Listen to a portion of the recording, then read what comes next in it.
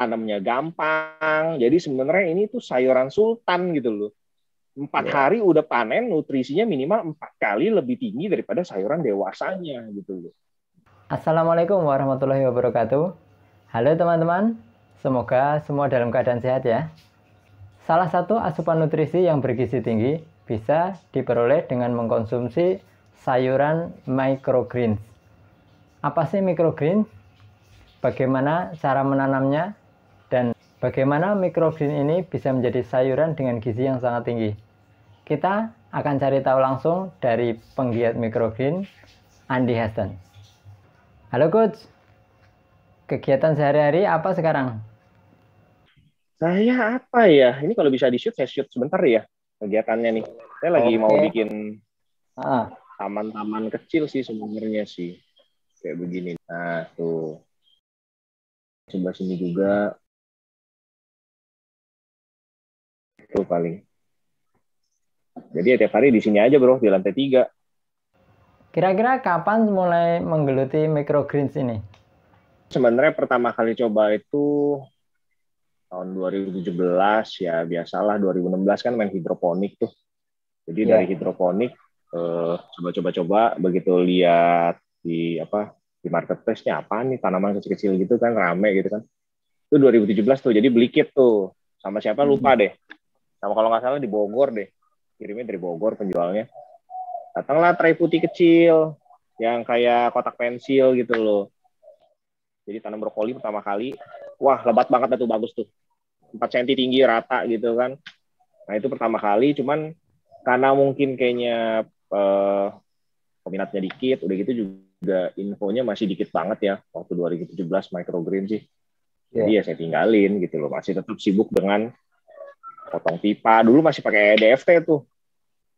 Baru 2019 akhir, masuk 2020, baru main microgreen, diseriusin. Sampai sekarang. Lebih happy sih, karena ya lebih cepet panen ya. Kalau hidroponik, capek juga nungguinnya 2 bulan, gila. Nah, kalau boleh diceritakan nih, apa sih microgreens itu? Microgreens gitu loh. Karena kita tanam nggak mungkin satu sayuran microgreens itu cuma satu batang. Pasti kita sebar banyak tuh gitu loh. Kecuali kalau hidroponik kan satu biji dirokul gitu kan, sawi, kecuali bayam lah banyak ya kan. Nah kalau microgreens tuh pasti disebar punya gitu loh. Jadi tuh bilangnya pasti ada S. Itu bakunya bahasa Inggris lah ya, makanya microgreens pakai S. Nah itu sebenarnya adalah tanaman kecil yang panennya itu nggak lebih dari 2 minggu gitu loh. Jadi memang masih baby udah kita makan, kita panen. Nah itu tiap-tiap sayur beda-beda ya. Ada yang cuma 4 hari panen, ada yang bahkan kita tungguin sampai 3 minggu juga sebenarnya ada sih, kayak kucai, kayak koriander, ketumbar itu sampai 3 minggu loh baru keluar. Wortel juga sama, wortel itu 3 minggu, 21 hari baru dia keluar. Ininya nih, daun ketiga sama keempatnya keluar nih. Jadi kita nungguin itunya keluar, baru kita panen kalau kayak yang wortel gitu. Kalau misalnya kita Google, umumnya itu dia cuma tanaman kecil yang dimakan atau dipanen nggak lebih dari 2 minggu, 14 hari gitu loh. Cuman saya mau tambahin, saya pribadi tambahin, microgreen itu sebenarnya fase. Jadi semua tanaman pasti melewati fase microgreen gitu loh. Kayak brojan kan kalau misalnya kita semai awal kan benih, terus itu daun kecambahnya keluar yang awal, 2, baru itu jadi microgreen sebenarnya. Nah kalau di Amerika, di negara asalnya, mereka itu pasti nunggu sampai daun ke-4 atau daun sejatinya keluar. Baru jadi microgreen, benar-benar dibilangnya begitu. Karena 2 yang awal itu kan dia punya daun lembaganya gitu loh. Jadi kurang lebih ya pengertian microgreen di situ sih. Tanaman kecil yang nggak lebih dari 2 minggu, dipanen, kita makan. Dan microgreen itu adalah fase. Semua tanaman pasti melewati fase microgreen. Untuk pemula, sulit apa enggak sih menanam microgreens? Bergantung nih, kalau kesulitan. Kayak misalnya kayak kita kan, basic kita kan dari hidroponik. Kalau belajar microgreen, itu gili-gili bro sebenarnya bro. Gampang banget bro. Kita semai kayak seledri, kayak ketumbar, kita jaga dari kecil sampai gede kan, kayak kan susah banget kan, harus tempat adem lah, ppm-nya berapa, pH-nya berapa. Hidroponik faktornya lebih banyak. Nah, kalau microgreen itu sebenarnya jauh lebih gampang. Yang susah itu adalah seberapa banyak kita sebarnya. Nah, itu yang perlu dicoba-coba. Lalu alat yang diperluin apa aja, Coach? Alatnya sih sebenarnya sih kalau di rumah sih kita saya nggak bawa lagi yang kecil. Biasanya sih saya langsung pakai tray microgreen aja. Ini udah umum lah ya. Cuman butuh tray ini sama kain basah aja satu. Ini pakai kanebo sih. Kanebo basah. Jadi cukup 2 ini aja. Sama tentu benihnya, benih yang mau ditanam. Kalau alat yang lebih sederhana, seperti ibu rumah tangga itu, apa aja? Banyak, kayak misalnya kayak Bro Jan punya keranjang yang buat bikin toge juga itu sebenarnya bisa toge. Itu kan 2,5 hari sampai 3 hari kan panen kan. Nah, kalau microgreen itu tambahin aja lagi 1 sampai 1,5 hari gitu loh. Begitu daunnya udah nongol keluar, kuning pun itu udah termasuk microgreen. Kalau kita kenalin apa cahaya sinar matahari begitu dia udah hijau ya itu lebih microgreen lagi gitu loh. Karena udah benar-benar bentuk apa tanaman yang utuh gitu loh. Ada daunnya udah keluar gitu. Jadi pakai keranjang sayur di rumah yang kayak baskom. Biasa kalau di kantor pos tuh ada yang tempat surat tuh yang panjang, keranjang yang panjang itu juga bisa. Iya. Media tanam yang digunakan apa aja? Ada media tanam khusus atau semua bisa, Coach? Media tanamnya kita bisa pilih sesuai sama yang memang kita nyamannya di rumah, cocoknya pakai yang mana gitu. Teman saya di Merauke itu kan tanahnya tanah humus. Nah, di situ juga bisa pakai tanah humus. Itu juga malah jauh lebih bagus ya, karena unsur haranya dia malah lebih banyak kalau tanah humus itu. Tanpa media tanam bisa nggak menanam microgreens? Tanpa media tanam, biasanya ya orang-orang kayak di kota lah, yang ibu-ibu rumah tangga, yang memang nggak mau kotor gitu ya, jadi tahu suka bakar atau kokopit gitu. Jadi lebih kebersihnya sih kalau tanpa media tanam. Kalau media tanam yang lain ya semua media tanam bisa, kokopit, sekam bakar, terus bahkan di kain pun, kain kasa, tisu atau kapas muka itu juga bisa loh. Jadi kita bisa mainkan semuanya. Bisa, kain flanel pun juga bisa. Nggak harus monoton gitu loh. Oh, cuman bisa pakai kokopit nih tumbuhnya, enggak kayak gitu. Dan masing-masing jenis sayur itu kan berbeda ya karakternya. Kayak misalnya contoh kayak bayam itu akarnya nggak boleh terlalu basah sekali waktu awal-awal dia sprout. Kalau dia basah sekali pasti busuk gitu loh. Nah itu kita bisa akalin dengan si sekam bakar, kokopit sekam bakar, atau pakai kapas, pakai kain sekalipun juga bisa.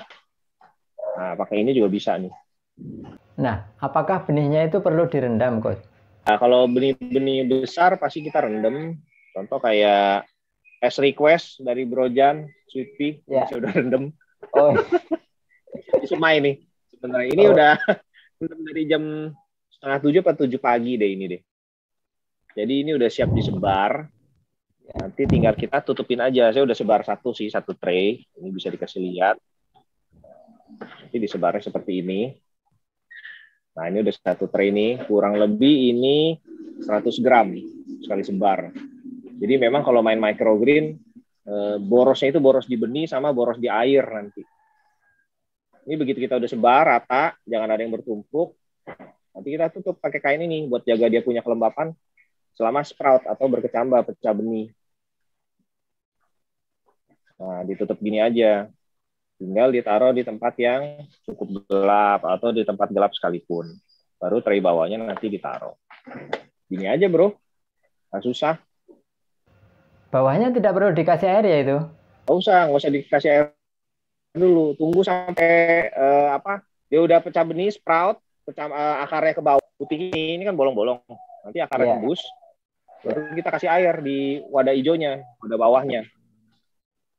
Jadi sama persis dengan kita bikin kecambah atau si tauge.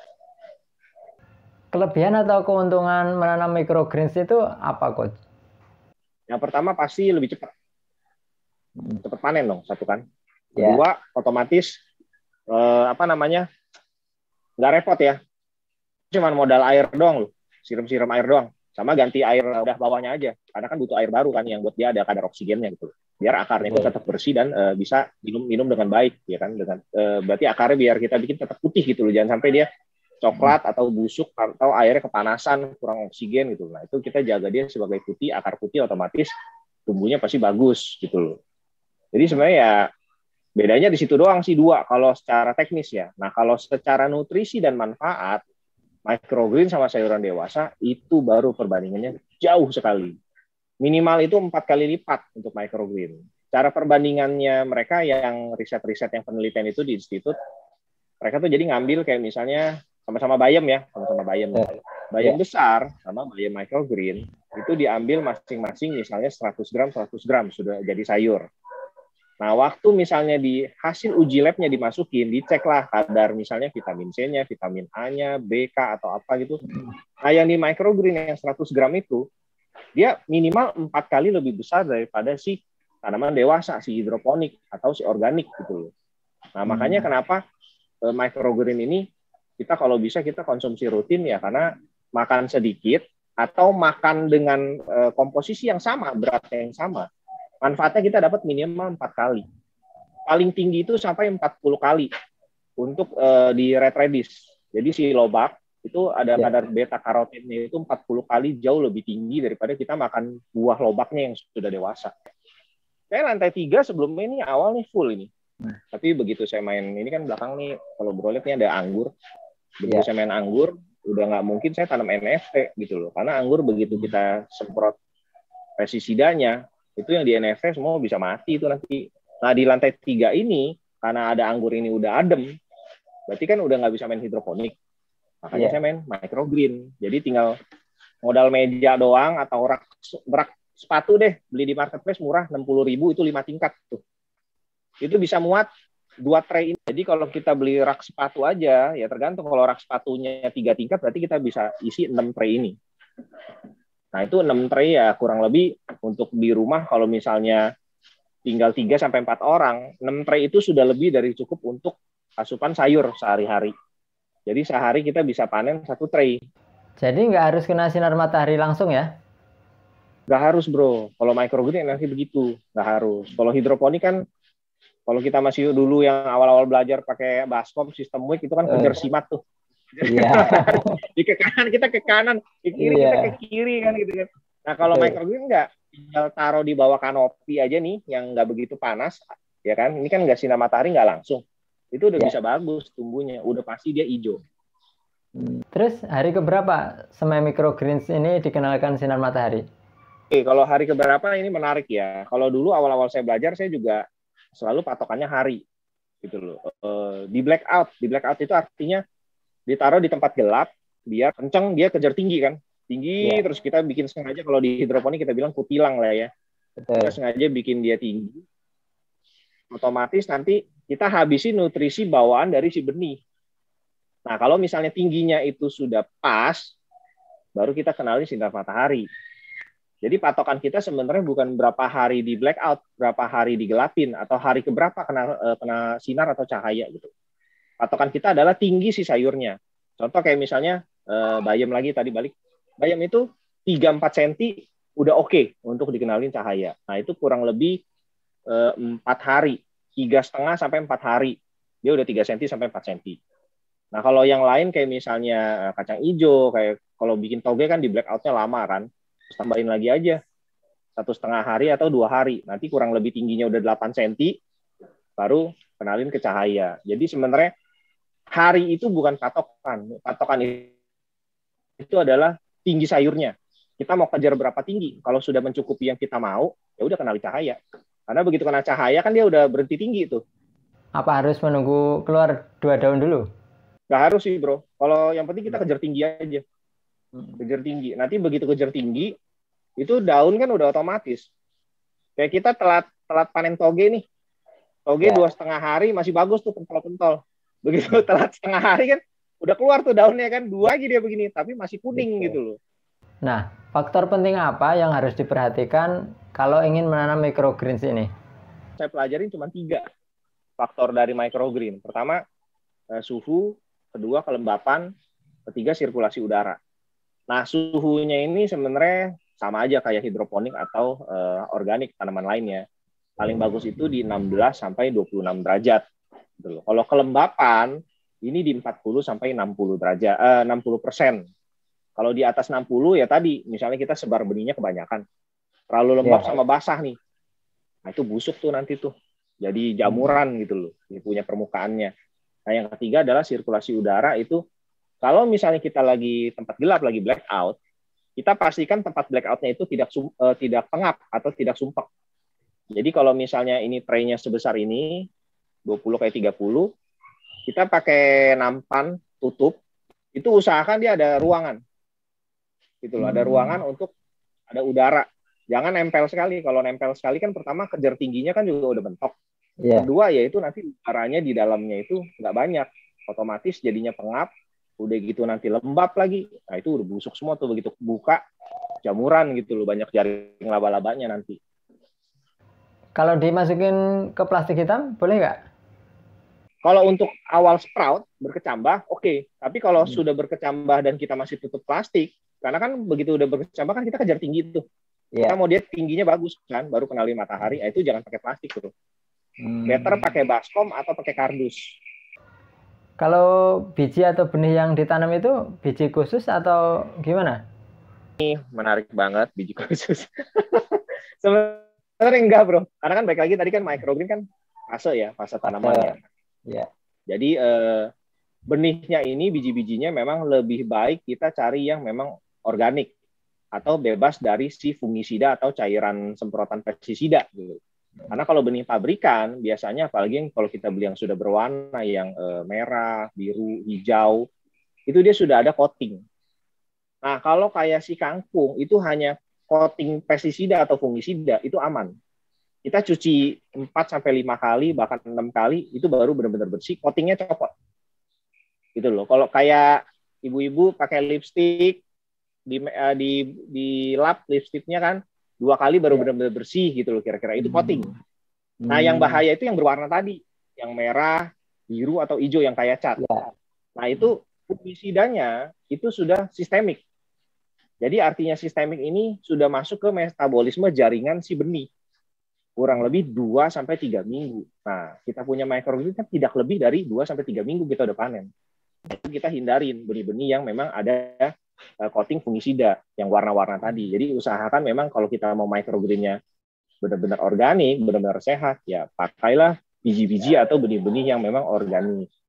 Kalau memang teman-teman mau pakai benih dari pabrikan yang ada merek, karena kan mungkin kalau beli yang nggak ada merek, apalagi sellernya kita nggak tahu kan, takutnya kan sproutnya jelek nih. Nah, kalau mau pakai benih pabrikan, kita bisa cari yang turunan pertama atau F1. Biasanya itu tidak di-coating. Gitu loh. Jadi masih aman. Nah, boleh dong kita dicontohin cara nanamnya? Yang tanpa media tanam nggak apa-apa? Cara tanamnya ya? Iya. Coba sebar 1. Ini tadi yang direndam. Ya. Oke. Caranya gampang, nggak susah. Ini yang tadi kita sudah rendam. Ini kan tray putihnya. Ya. Sebar aja. Diratakan. Karena ini si sweet pea benihnya gede-gede, besar-besar, jadi gampang kita tanamnya sebenarnya. Kita tanam ya. Tinggal kita tiriskan, taruh wadah bawahnya.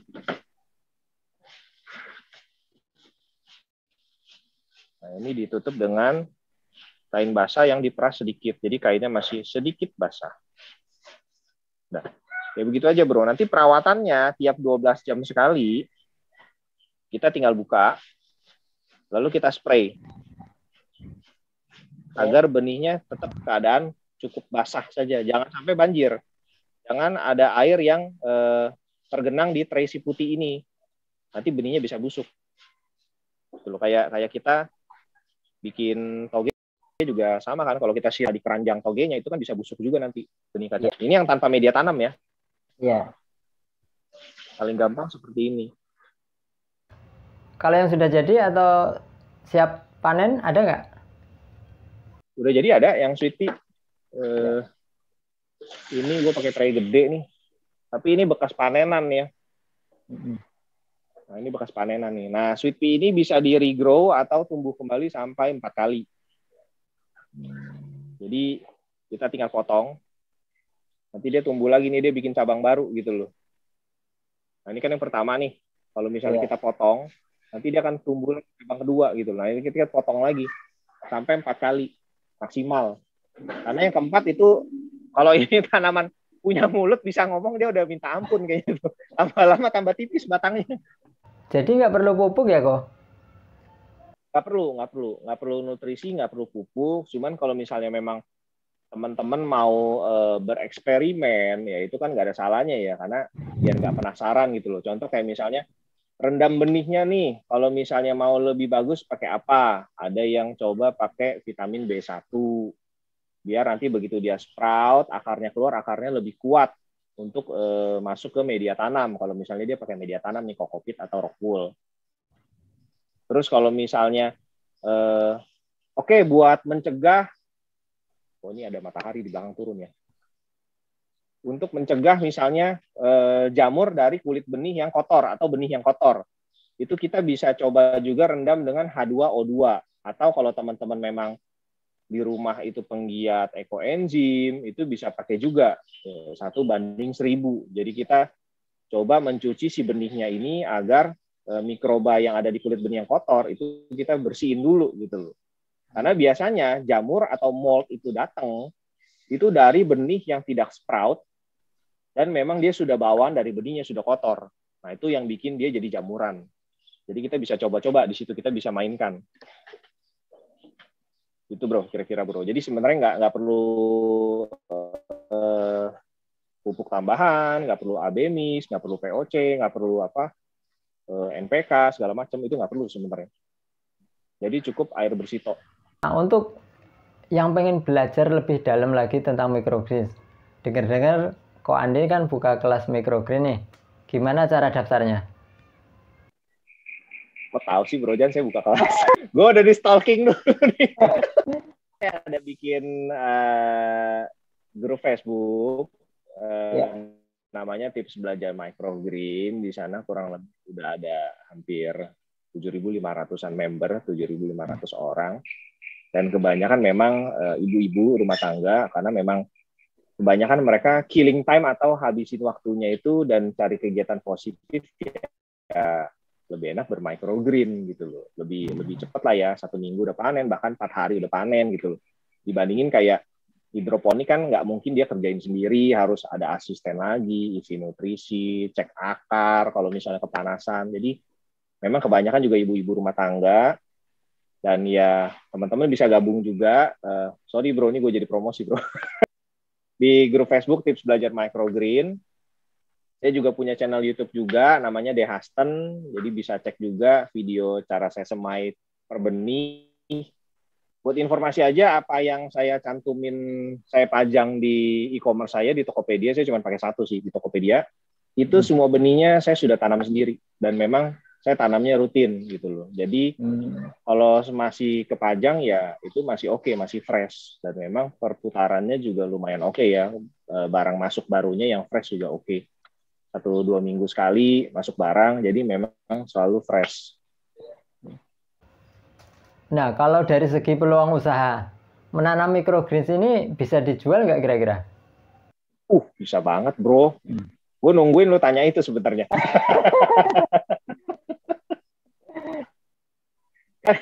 Kan gini nih, sebenarnya awal-awal sebelum saya buka kelas itu saya sudah jualan juga gitu loh. Jadi kita packaging sendiri dengan box transparan, pakai yang ekorasa lah gitu, yang benar-benar ramah lingkungan gitu loh. Jadi kita mau makanannya sehat, organik, nutrisinya tinggi, udah gitu kalau teman-teman beli kemasannya juga ramah lingkungan gitu loh. Wah, itu udah mantep banget kan tuh. Nah, saya jalanin kurang lebih hampir setengah tahun lah gitu loh. Nah, itu tambah lama, kok kayaknya untuk ngeyakinin orang itu susah banget ya. Ini lebih bagus loh daripada, sorry ya, makan sayuran hidroponik yang gede-gede gitu loh. Ini lebih bagus nutrisinya, manfaatnya gitu loh. Cuman ya, masyarakat kita masih belum bisa terima gitu loh. Gila lu jualan ya, harga lebih mahal, tapi dapatnya dikit gitu loh. Mendingan gue beli sayur hidroponik gede, harganya lebih murah gitu dia bilang kan. Mendingan coba buka kelas dulu deh. Jadi kita bikin orang lebih open minded dulu, buka wawasan dulu. Ini sehat loh, ini bagus loh, nutrisinya bagus, tanamnya gampang. Jadi sebenarnya ini tuh sayuran sultan gitu loh. 4 hari udah panen, nutrisinya minimal 4 kali lebih tinggi daripada sayuran dewasanya gitu loh. Nah makanya itulah yang melatar belakangi saya buka kelas dulu. Jadi bikin kelas, terus teman-teman kalau misalnya sudah ikut kelasnya atau sudah bisa tanam, sudah mulai trainnya banyak nih, bikin skala industri rumah tangga gitu ya, itu ya jualan sayurnya deh gitu loh. Karena memang pasarnya besar sekali. Apalagi masa pandemi gini kan, kita dituntut juga, pemerintah juga selalu himbau, jaga imun tubuh, olahraga, makan makanan yang bergizi. Nah ya, salah satunya microgreen yang bergizi gitu loh. Orang juga makin lebih jaga diri kan, lebih aware. Contohnya kayak 1-2 tahun belakangan ini kan, bukan 1-2 tahun lah, 5 tahun belakangan ini kan tempat fitness rame tuh, orang pada olahraga, pada jogging, main sepeda, ini itu. Jadi kan buat olahraga kan. Nah, asupannya ya makannya juga harus diimbangi dengan olahraganya. Jadi ya harus makan yang bergizi juga gitu. Jadi orang lebih aware, lebih sadar, ayo pola hidup sehat, makan makanan bergizi, olahraga, tidur cukup. Ya kita bantu dengan di microgreen makanannya. Jadi memang peluangnya besar sekali bro untuk kedepannya. Tinggal kita mau jalan atau enggak aja gitu. Microgreens yang paling laku atau paling diminati apa? Paling laku itu pertama kali pasti itu sawi-sawian sih sebenarnya sih. Karena sawi itu kan banyak ya. Caisip, terus pakcoy, pagoda, ya sawi itu banyak banget lah macamnya. Dan itu sebenarnya sih dia termasuk benih kecil gitu, benih yang kecil-kecil. Itu kita nggak bisa tanpa yang tadi saya contohin pakai sweet pea gitu, itu pasti nyeplos tuh ke tray putihnya. Nah, paling banyak dicari sawi karena biasanya restoran atau restoran mewah atau hotel itu pakai untuk garnish hidangan makanan gitu. Nah, kita yang udah ngerti nih justru nih, pegiat sama kita yang udah tanam di rumah, kita sebar lebih banyak aja. Nah, dari situ baru kita kasih tahu orang, ini jangan remehin ukurannya yang kecil loh. Ini nutrisinya jauh lebih gede gitu. Kalau misalnya mau makannya mewah ya, pakai microgreen. Nah, kalau misalnya mau jualannya banyak untuk microgreen, ya kita bisa coba benih besar. Contoh salah satunya ya kayak sweet pea, pea shot, bunga matahari nih, sunflower, itu juga favorit tuh. Sunflower itu cukup besar, daunnya enak banget dimakan, nggak bau sayur, nggak bau langu. Nah, ini menarik ya. Yang bisa dikonsumsi sebagai microgreens ini bukan cuma sayuran daun, tanaman bunga juga bisa ya? Jadi kita bicarain konsumsi microgreen ini juga PR juga ya buat kita sebenarnya. Kita harus cari tahu dulu sayuran dewasanya ini bisa dimakan apa enggak. Satu. Kedua, kalau bisa dimakan, boleh nggak dimakan mentah gitu. Karena memang microgreen disarankan makannya raw atau mentah. Di sayuran yang mentah, enzim-enzim baiknya itu kita bisa dapat semua gitu. Kalau kita sudah masak, otomatis kan enzimnya sudah berkurang jauh. Vitaminnya juga sudah terkikis dengan panasnya kuali atau panci ya kan. Jadi kita sarankan makannya mentah. Nah itu PR-nya gitu. Sayuran dewasanya boleh dimakan apa enggak? Kalau boleh dimakan, oke kita tanam. Kalau dimakannya boleh mentah atau harus matang. Nah, ada juga yang boleh nggak di fase microgreen-nya itu daunnya boleh dimakan atau enggak. Karena ternyata hanya sampai toge doang yang boleh dimakan. Begitu dia keluar daun, dia udah nggak boleh dimakan gitu. Contohnya adalah kacang tanah. Kacang tanah itu daunnya itu banyak gasnya. Nah, biasanya tuh sebagai pakan ternak, dan itu juga pakan ternaknya juga nggak daun kacang tanah itu fresh ya, digunting tuh, dikeringin dulu, diolah dulu, dicampurin pakan lain, baru dikasih ke kuda, ke kambing gitu. Jadi kacang tanah itu daunnya nggak boleh dimakan karena kadar gasnya tinggi, itu bisa menyebabkan mual lambung, bisa bloat kalau istilah dari peternakannya lah gitu loh. Nah itu nggak boleh. Nah terus ada lagi kacang merah ya udah pasti nggak bisa lah ya.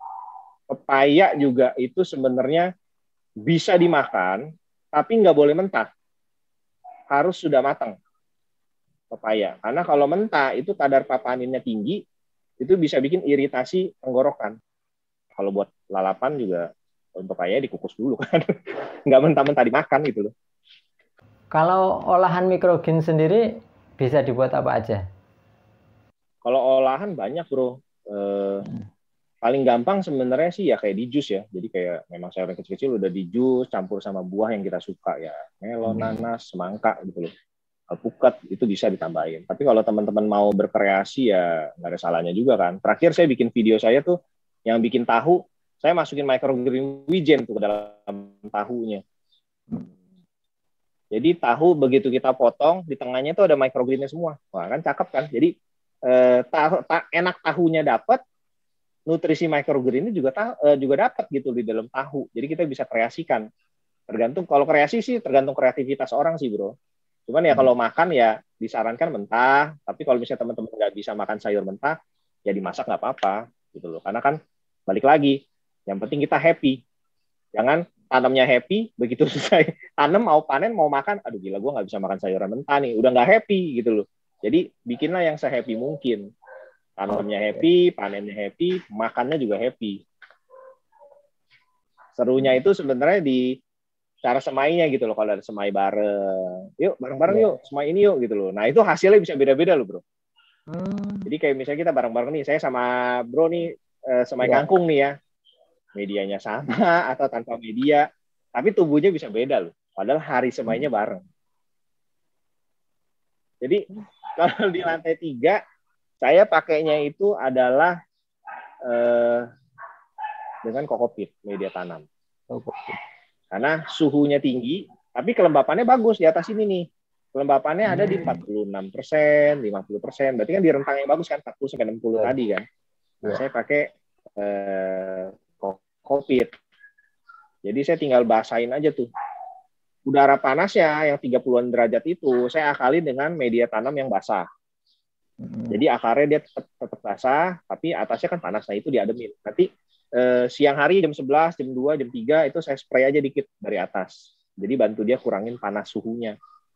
Gitu. Nah kalau misalnya di lantai 1 rumah saya, suhunya bagus. Di dalam rumah tuh. Tapi kelembapannya 80. Kalau pakai kokopit, taruh begitu kita sebar benih, besoknya itu udah pasti jamur semua gitu loh. Jadi kalau di lantai 1 saya ngakalin tanpa media tanam tadi yang kayak sweet pea. Gitu. Jadi kita harus tahu dulu suhu medan perangnya lah, medan perangnya tempat kita semai, suhu kelembapannya gimana. Sirkulasi udara kan kita bisa ngakalin ya, pakai kipas angin atau pakai fan kecil gitu loh, kita bisa ngakalin. Oke, terima kasih untuk sharingnya. Sampai ketemu lagi di lain waktu. Thank you, Bro Jan.